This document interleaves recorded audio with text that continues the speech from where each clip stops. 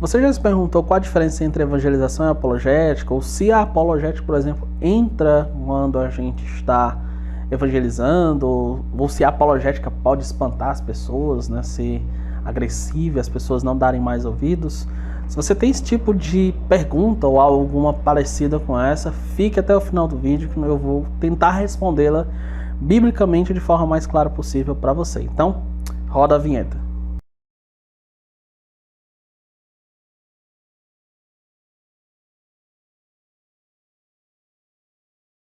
Olá, tudo bem? Eu me chamo Efraim Mesquita e se você não viu eu falando isso em outros vídeos é porque eu ainda estou me acostumando. Então, mas beleza, tá tudo certo, é isso aí.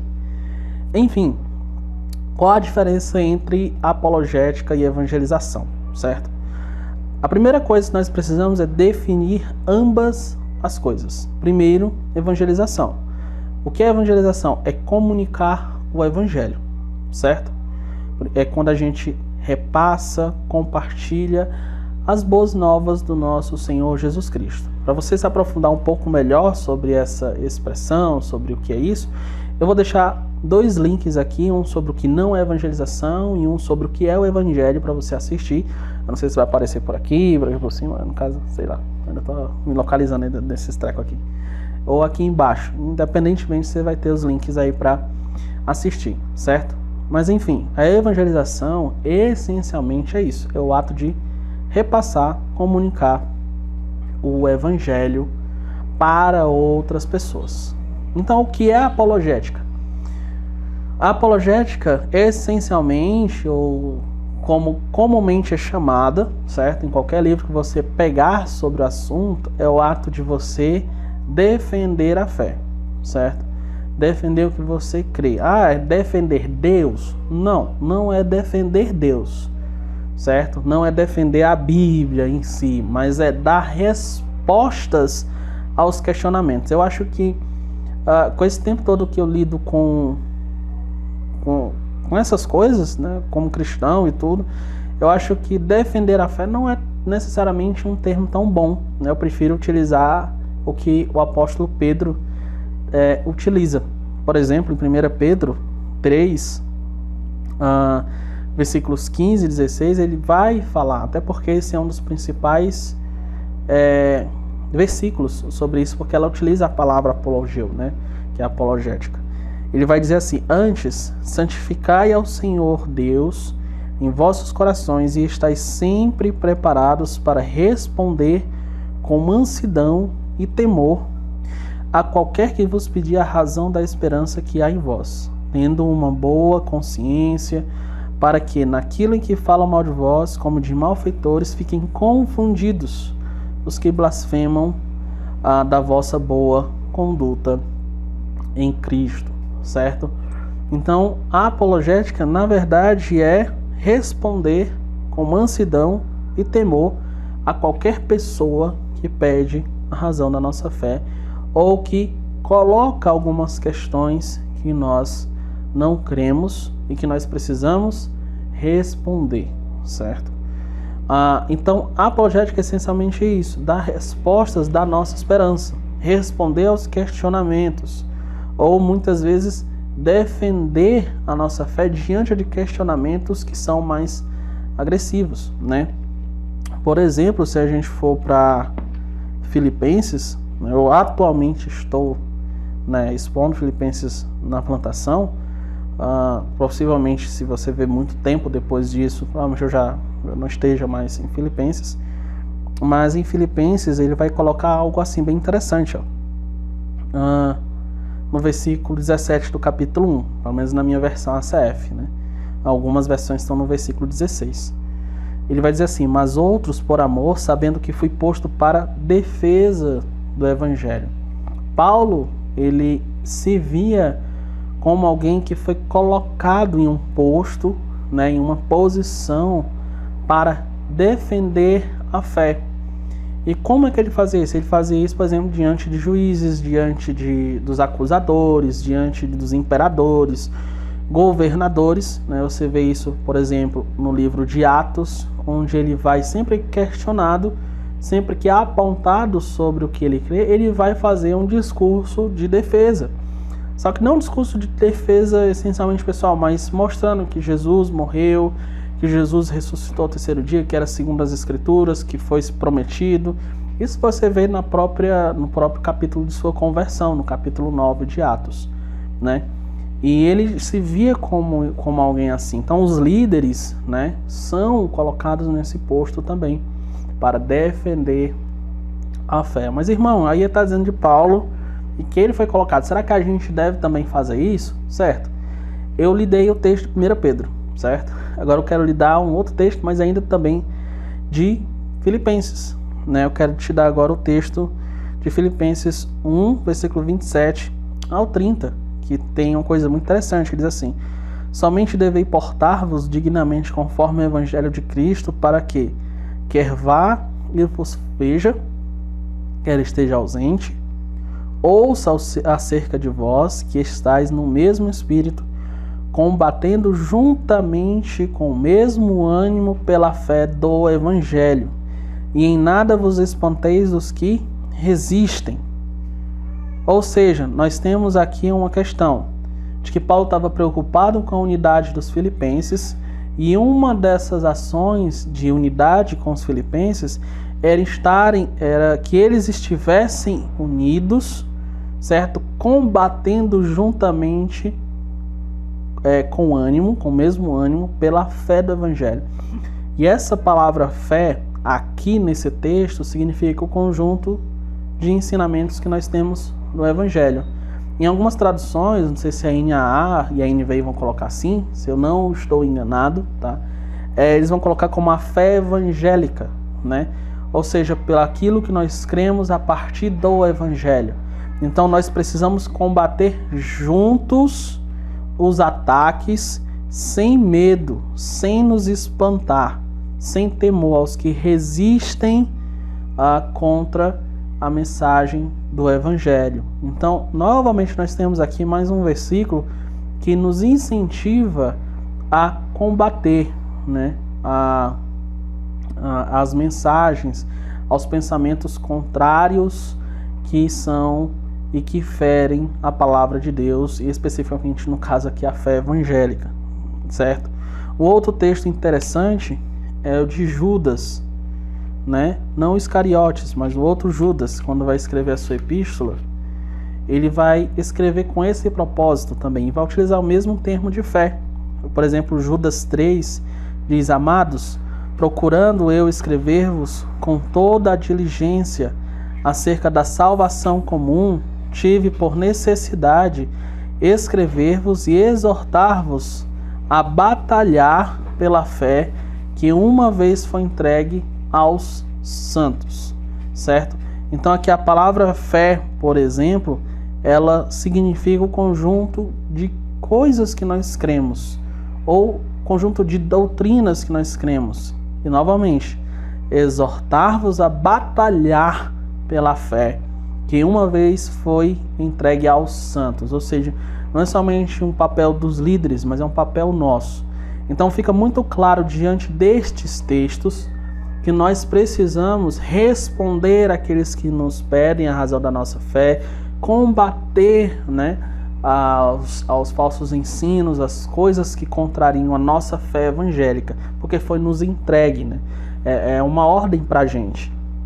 E como é que a gente faz isso dentro da evangelização? Quando a gente vai evangelizar as pessoas com panfleto, de casa em casa e tudo mais. O que é importante aqui a gente ter em mente? É que a gente precisa ter sabedoria, certo?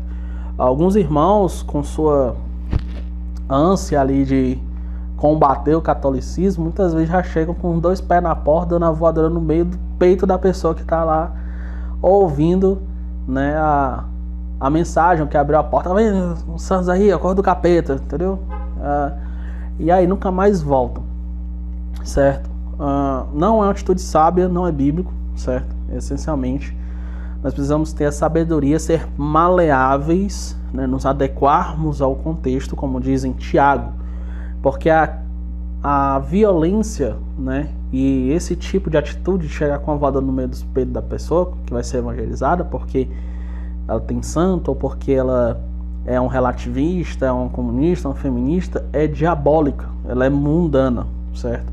A sabedoria celestial, por outro lado, ela é maleável, ela é compreensível, ela entende a situação e tenta se colocar dentro para poder alcançar a sua finalidade. Lembrem-se do que Paulo diz: eu me faço de todos, né, para conquistar todos. Ou seja, eu entendo a situação de como eles estão e eu tento ali conversar com eles dentro da língua deles, compreendendo eles para poder conduzi-los ao Evangelho, a Jesus Cristo, certo? Então não é que você vai pegar logo, tô atacando o que eu creio, vou chegar ali, maldito, desgraçado, morra, diabo, né? Não tô falando disso, certo? Isso é antibíblico, né? Isso não é bíblico, você não vê isso na Bíblia, né? Quem faz isso não entendeu o que é cristianismo, que é benignidade como fruto, como parte do fruto do Espírito. Não entendeu também o que é Colossenses capítulo 4, que suas palavras precisam ser agradáveis, né? Não é que você vai acariciar o pecador, olha, pecadorzinho bonitinho, daqui o bebelozinho, olha como é bonito. Não é isso, certo? É simplesmente as suas palavras serem muito precisas para conduzi-los. Isso é muito importante. E depois disso, você vai entender o seguinte: como eu vou conduzir essa pessoa a Jesus Cristo dentro da evangelização? Isso quando ela toca, né? A primeira coisa é quando ela toca no assunto, né? Quando ela começa a colocar coisas. Então ela mesma introduziu o assunto, né? E aí você, sabiamente, você pode fazer perguntas, né? Tem um livro que eu adquiri ontem, que eu vou estudar e eu vou trazer os insights aqui para vocês, que é sobre como a gente usa as perguntas na evangelização, né? A apologética por meio de perguntas na evangelização. Isso é muito legal. Jesus fazia realmente muito isso. Então você pergunta, por exemplo, é isso que ensina nas Escrituras? Será que a gente pode ver o que a Escritura diz, o que a Bíblia diz? E você, em vez de se colocar como alguém que vai tacar ali o facão na cabeça da pessoa, você se porta como um guia, né? Você se porta como alguém que vai ajudá-la, que é justamente o ponto que nós precisamos ter atenção aqui. Se ela colocou o assunto, você pergunta: interessante, bora ver o que a Bíblia diz sobre isso?